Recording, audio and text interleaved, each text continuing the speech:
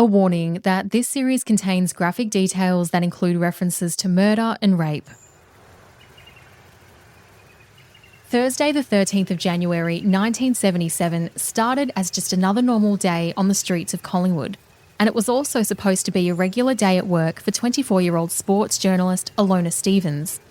But soft cries from a baby woke her up at about 7:30 in the morning. Alona hadn't heard from her neighbours Suzanne Armstrong and Susan Bartlett for a few days. She and her housemate Janet Powell had found the girl's dog loose on Easey Street and had pinned a note to their front door letting them know that they had him at their place. They'd been round there almost 10 times over the past few days, but so far neither of the girls had come next door to collect him. Alona and Janet couldn't ignore the baby's soft cries, so they walked to 147 Easey Street and stepped inside through the two Sues' back door. They walked through the kitchen and then into the hallway. The walls and bedrooms were covered in blood, and their neighbours lay lifeless in front of them. This is Victoria's most serious cold case and longest cold case. 47 years after the Easey Street double murders, charges have finally been laid today. Right now, the main suspect in one of Australia's most notorious double murder cold cases is in the air on a flight back to Melbourne. Perry Kurrumblis fronted court today, charged with 2 counts of murder and 1 count of rape. My name is Olivia Jenkins, and I'm a crime reporter at the Herald Sun. And this is Hunting Justice, the Easey Street murders. I was in bed asleep, and what woke me was I heard Gregory crying. I yelled at Alona, and she got up and knew there was something badly wrong. That's a voice actor recreating the moment Janet Powell said she found her murdered neighbours inside their house. Her housemate Alona Stevens had also recalled the horrific discovery. I went next door, found 2 bodies, and couldn't go to work. I called work because there were lots of police. I just found my neighbours murdered. I bent down over Sue Bartlett and it was obvious she was dead. And I looked up and it was right at the entrance of the front bathroom. I stepped in, but I didn't go near her. She was obviously dead as well. Officer Gary Looker from the North Fitzroy Division gets the first call about a possible disturbance at 147 Easey Street about 9 o'clock on the morning of Thursday, January 13, 1977. He and a colleague arrive at the house, first taking a moment to inspect its front door. There, they find the note Alona Stevens and Janet Powell had pinned to the door, the one letting Suzanne Armstrong and Susan Bartlett know that they had their dog back at their place after it got loose and was running around on the street. Officer Looker doesn't spot any signs of forced entry there and knocks on the door a few times, but there's no answer. We knocked multiple times trying to see if there was anyone in the house. We also yelled saying we were police. Everything you're hearing from Officer Looker came to light just a few months ago in the committal hearing for Perry Kurrumblis, as were the accounts you've just heard from Alona and Janet. In this episode, we'll use the testimonies at that committal to guide you through what a court has heard happened the night the 2 Sues were brutally murdered. When you hear voice actors for Officer Looker, Alona, Janet, and others, they'll be speaking the words these people said inside that courtroom. A committal is basically a test run of the real criminal trial. That's John Paul Cashin. He's a media lawyer and partner at the high-profile firm Thompson Gear, and he explained how committals work to my colleague and Mushroom Cook host Brooke Griebert-Craig. In Victoria, if you face a murder trial, you go to the Supreme Court and you face a very, very serious criminal trial. You impanel a jury of 12 jurors, sometimes more. All of the witnesses come before the court and give their evidence orally. They get cross-examined. There's often a lot of legal argument. The jurors are put out of the courtroom while the solicitors and lawyers have arguments about things. It can take easily 10 to 12 weeks in a case like this. The committal is a much more informal process, and basically it's a test run for that criminal trial in the Supreme Court. It happens in the Magistrates' Court, a much more informal process, and the main job of the magistrate is to test whether there's enough evidence to take it to the Supreme Court. So it's quicker, it's shorter, it's more streamlined, and it allows everyone to really just test whether this is the kind of case that really should go to trial. So you really do get a mini trial happening in the committal. Here's what Officer Looker told the Magistrates Court. From my memory, there was nothing untoward whatsoever. Nothing that alerted me to anything we were about to see. Officer Looker and his colleague then walk down the laneway on the right of the house. There's still no sign of anybody inside. So they enter the house through the back door and step into the kitchen. It's when Officer Looker moves into the hallway that the reason for the 000 call becomes clear. I turned to my left, facing towards the front door, and I saw what I believed to be a body laying near the front door in the passageway. Now, what they saw was a terrible scene. That's veteran crime writer and podcaster Andrew Rule. Once you got down towards the front of the house, down the dark corridor, there was blood on the walls, there was blood on the floor. Susan Bartlett's body was there. It had been stabbed in a frenzy of, I think, more than 40 or 50 stab wounds. Officer Looker and his colleague draw their weapons and move carefully through the house. Standing less than a metre away from Sue Bartlett's body, Officer Looker watches his colleague's back as the other officer steps into the front bedroom. Sue Armstrong is lying on her back with her legs spread open and her nightdress pulled up over her chest. She's naked from the waist down and there's a pool of blood under her head. Susan Armstrong, she'd also been stabbed and attacked, presumably sexually assaulted in a sort of a frenzied way. And the result was a terrible scene. It was a terrible scene of extraordinary violence, brutality. I mean, it was a vicious attack on two women and it cost them their lives. So imagine, you don't have to really imagine, it's very hard to think of what it must have been like for Ilona and Janet to walk into the house and into the hallway and find, initially see Susan lying in the hallway, and then eventually to find Suzanne in the front bedroom, and of course young Gregory in his cot in the middle bedroom. That's journalist and author Helen Thomas, and she's reported on this case right from the start. She was a cadet reporter at the Age newspaper when the girls were killed, and she's the author of the book Murder on Easey Street, often cited as one of the most detailed accounts of the investigation. Susan Bartlett put up an extraordinary struggle in the hallway because she ended up being stabbed some 55 times. And Suzanne, if what the police have believed through the decades is right, Suzanne had already been killed in her bedroom just off the hallway, at the front of the house, if you like. That's what stands out, just the sheer brutality of the crime. The officers then retreat back into the hallway where Officer Looker spots the bathroom at the end of the corridor, back near the kitchen. The officers walk back outside onto the street to radio the homicide squad from their patrol car, which was parked out the front. By 10 o'clock, detectives have answered the call for backup, and the entire house is a crime scene. Homicide detective Douglas Carroll and 3 others arrive, along with forensic scientist Moira McBain, 2 constables, and a crime scene photographer. There are a lot of names that I'm mentioning here, but many of these people could be called to give evidence at Perry's trial, so we wanted to introduce them to you now. The pictures taken by the photographer on that day included the dishevelled look of the women's bedrooms and the blood that was splattered on the wall next to Sue Bartlett. They also contained images of the women themselves and the sheer force that was unleashed on them during the frenzied attack. They're extremely confronting, and the images of them stay with you. Even the most experienced homicide detectives have said they've been deeply disturbed by these images.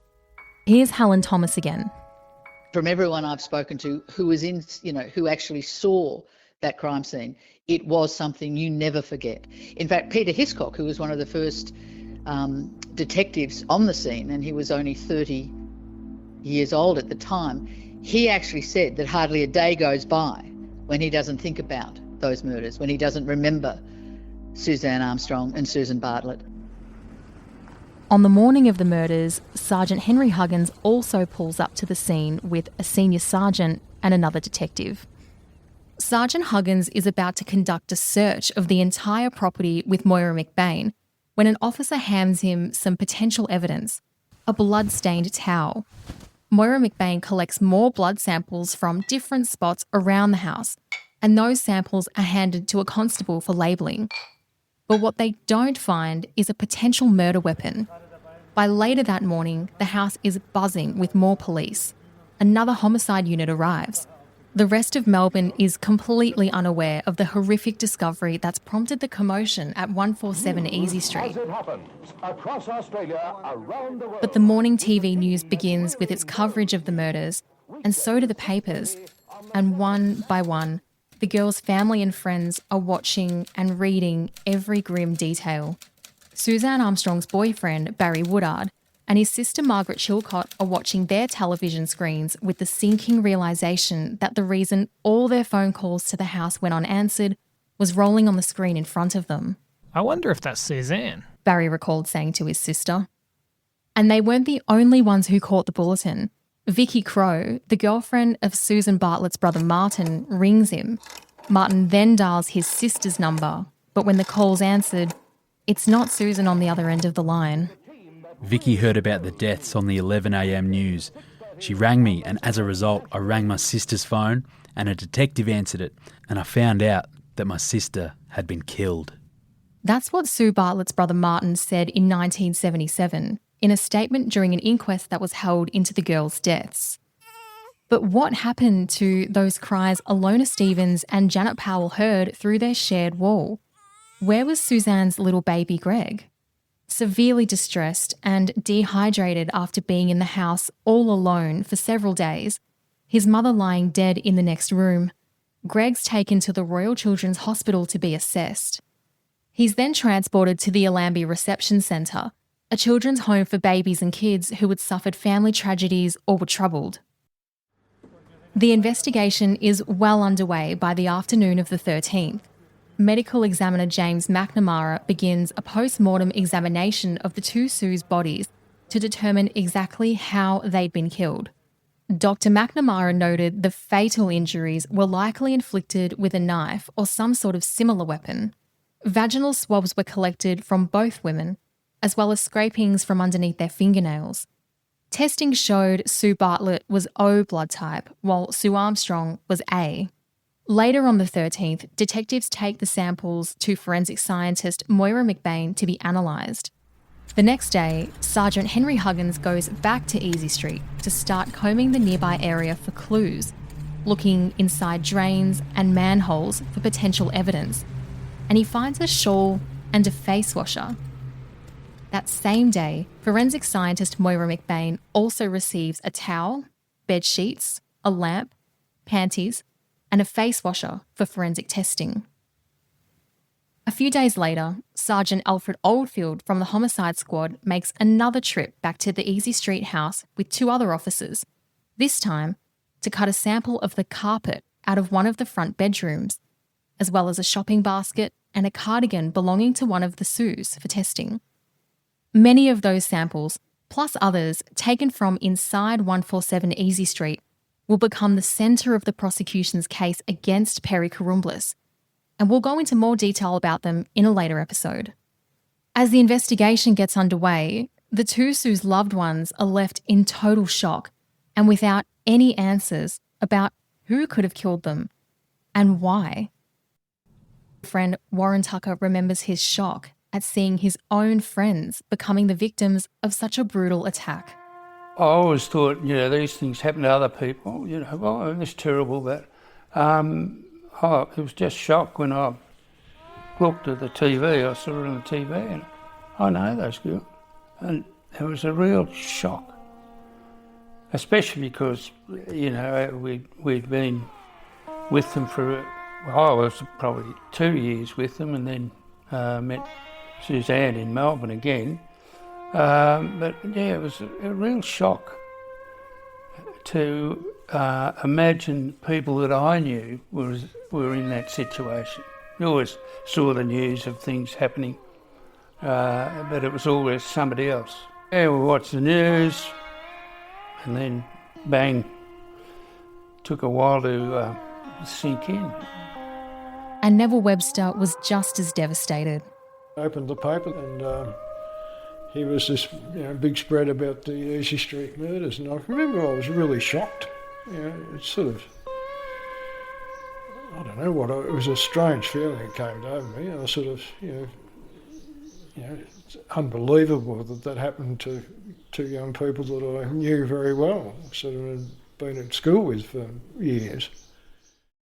Neville was also confused. The girls didn't seem to have an enemy in the world and didn't seem like the type of people that have done anything to prompt or to warrant the painful ends they met. They were really nice young people. I mean, you sort of think about, well, would they have somehow contributed to that? And I don't think so. I mean, people that didn't know them would probably think, well, maybe they were a bit sort of, responsible for it in some way. Maybe they knew some people that were not all that good. But they weren't. They were just genuine,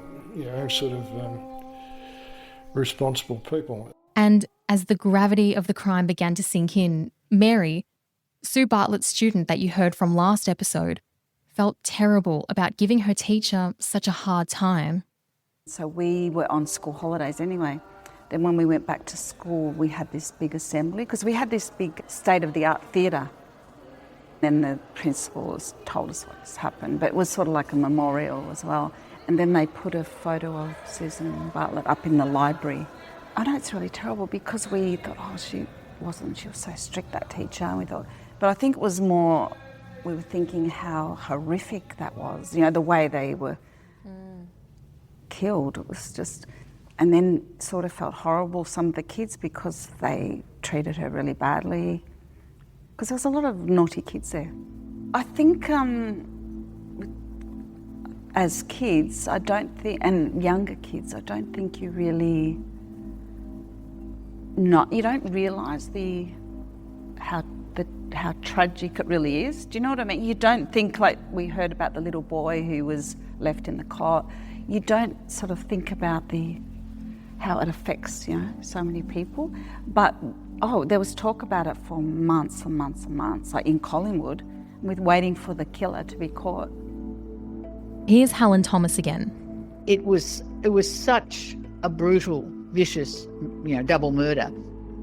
I think that was what really people were talking about. That was so shocking. That was, what people, certainly that I was talking to, that was in front of their mind. And how could someone do this to two young women with a young child in a bedroom, in their own home? They're not safe. By the time Ilona Stevens and Janet Powell had discovered Susan and Suzanne's bodies on January 13, 1977, no one had seen or heard from them for several days. You heard in a previous episode about how the Sues had dinner at home with Susan's brother Martin and his girlfriend Vicky on the 10th. But what was everyone doing before that and after? Who had the girls been seeing and talking to? When was the last time anyone saw them or heard them alive? Let's go back to the night before the murders. At Perry Corumbous's committal just a few months ago, Barry Woodard says that he and Suzanne, along with his brother Henry, enjoy dinner at his sister's place in Northcote. The catch-up lasts well into the night before Barry drives Suzanne home back to Easey Street about 12:30am. According to Barry, the night had gone well. He drops Suzanne off and she invites him inside 147 for a cup of coffee. Suzanne asks Barry if he'd like to stay over, but because this is the 70s and mobile phones aren't around just yet, he says he can't because he's expecting a call from work back at his sister's house about a job the next morning. Meanwhile, next door, the Sue's neighbour Janet Powell gets home late from work at her Carlton restaurant, Casanova. Janet's got her boyfriend Lorenzo with her, and her housemate Ilona Stevens is already home with her sister-in-law.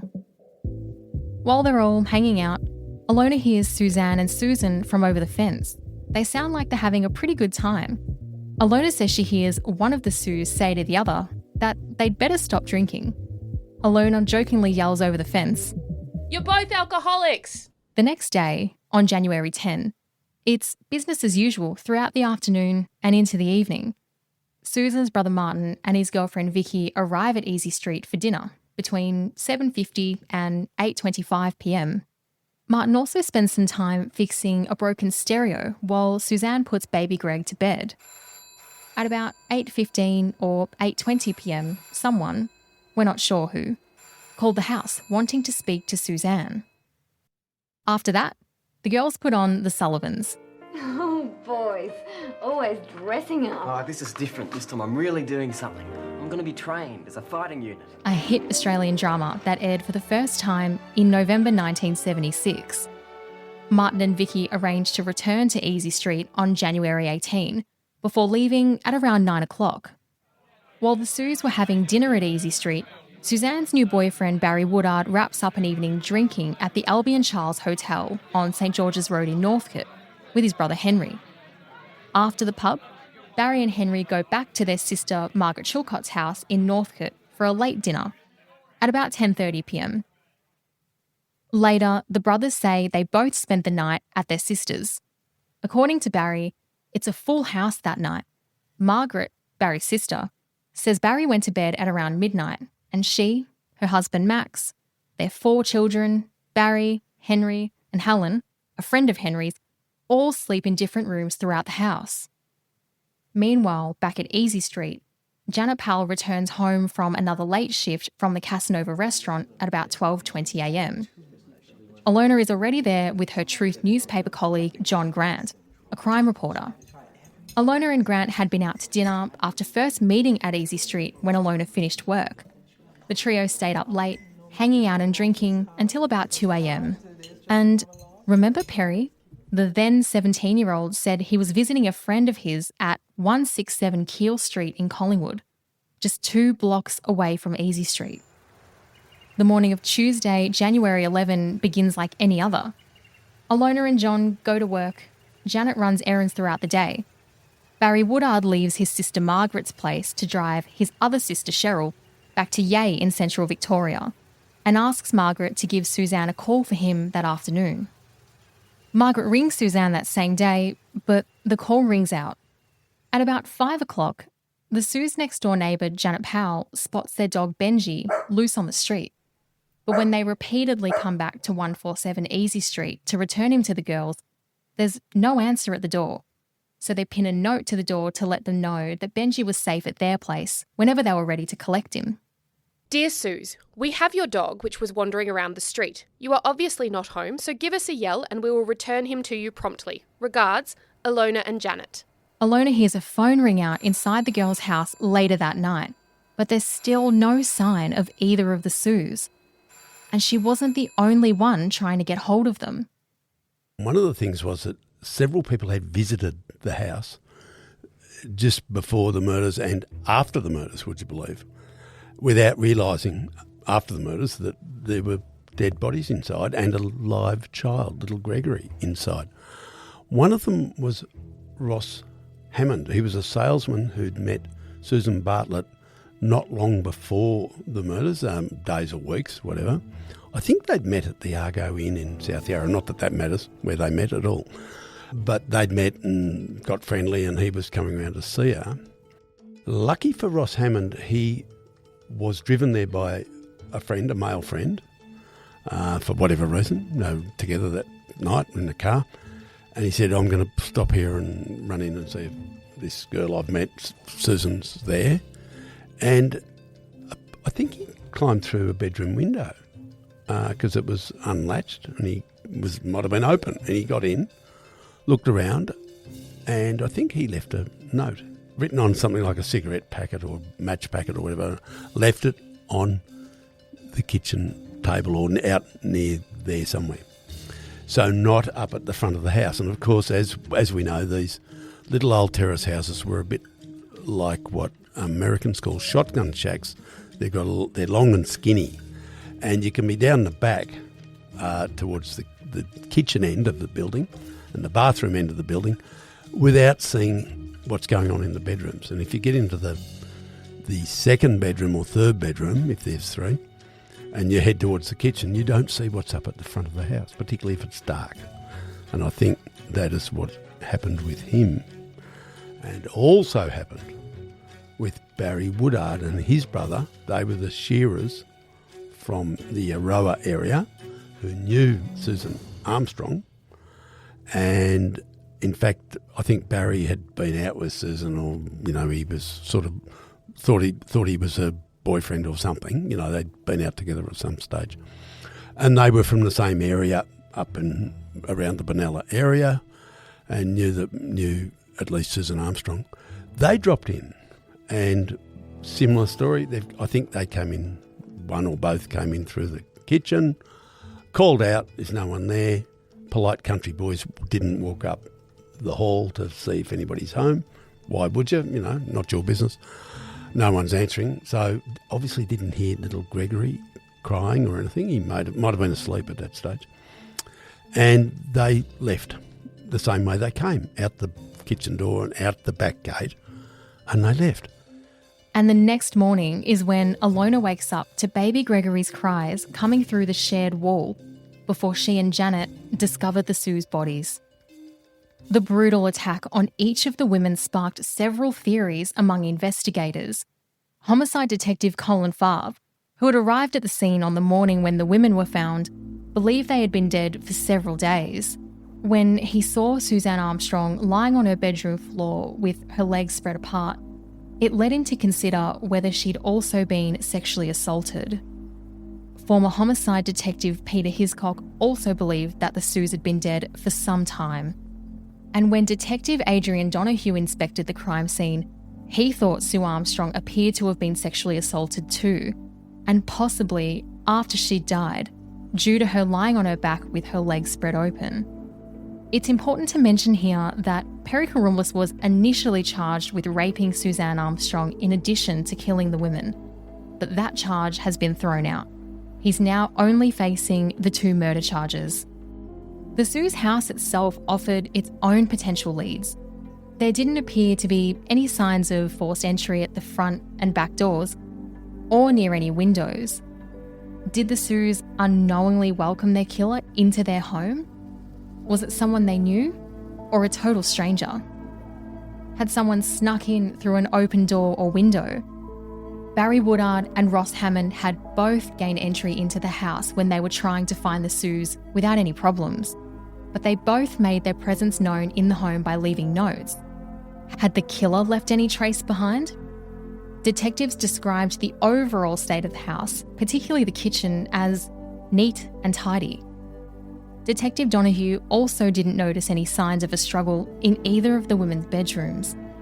Investigators did spot a large footprint close to a window in Sue Bartlett's bedroom, and some of the women's bedsheets appeared to be rumpled.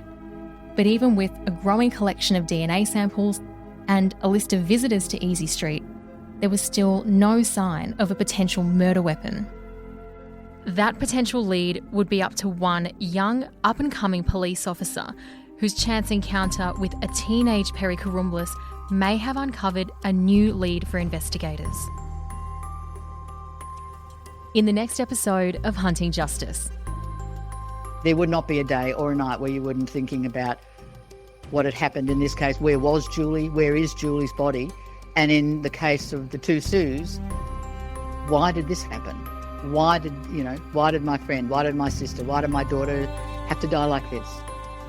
He said, okay, buddy, can you open the boot? Standard procedure, opens the boot.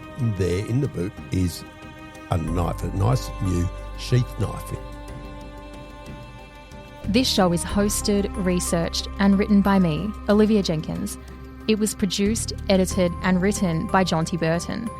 Our video producer is Daniel Coates. Our graphic designers are Kirko Dwyer and Sean Lee. Geordie Atkinson is our executive producer. You can find all of our coverage of this case at huntingjustice.com.au.